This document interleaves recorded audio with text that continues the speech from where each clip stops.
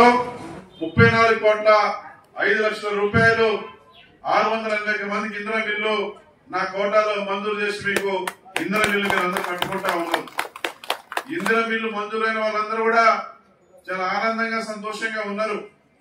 జీవితంలో మీరు ఎక్కడి మీద బతుకుతున్నాం, సొంత ఇల్లు మాకు ఇట్లా సపోర్ట్ ఇవ్వలేదని చెప్పేసి కూడా స్వయాన ఇంధన బిల్లు పొందిన అక్కలు చెల్లెల నుంచి నోటి నుంచి ఉన్న మాటలు నేను చెప్తా ఉన్నా.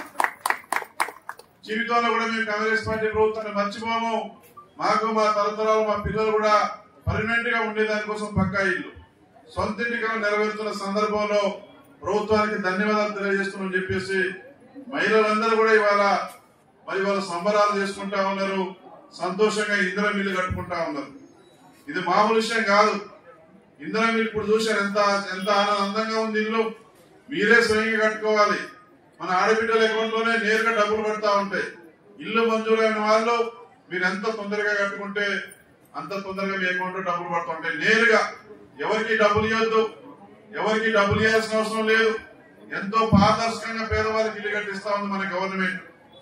డైరెక్ట్గా మీరు బేస్మెంట్ కట్టుకోగానే ₹1,00,000 మీ అకౌంట్ లోకి వస్తాయి.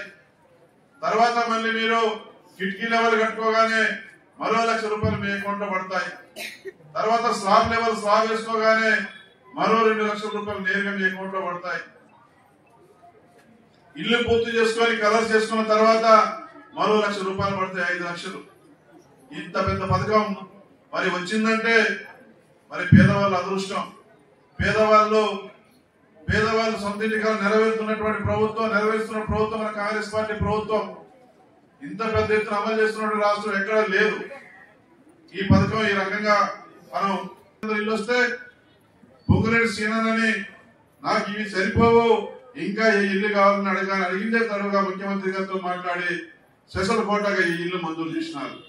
అవి కూడా 160 ఇల్లు ప్రొసీడింగ్ వచ్చినాయి.